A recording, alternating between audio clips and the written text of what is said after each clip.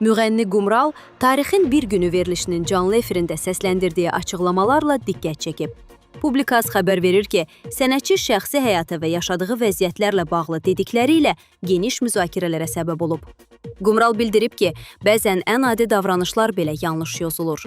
Onun sözlərinə görə, kimsə ilə süfrə arxasında çay içmək belə fərqli mənalara çəkilə bilər. Müğənni əlavə edib ki, son vaxtlar başına gələn bəzi hadisələri indiyə qədər paylaşmayıb və gələcəkdə də danışmaq niyyətində deyil. O, kimisə alçaltmağın xarakterinə uyğun olmadığını vurğulayıb.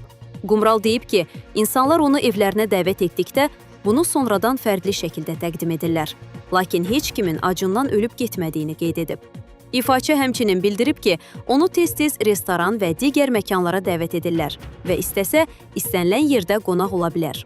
Qumral bəzi şəxslərin onun şan-şöhrətindən istifadə etməyə çalışdığını, sonradan isə vəziyyəti başqa cür təqdim etdiklərini deyib.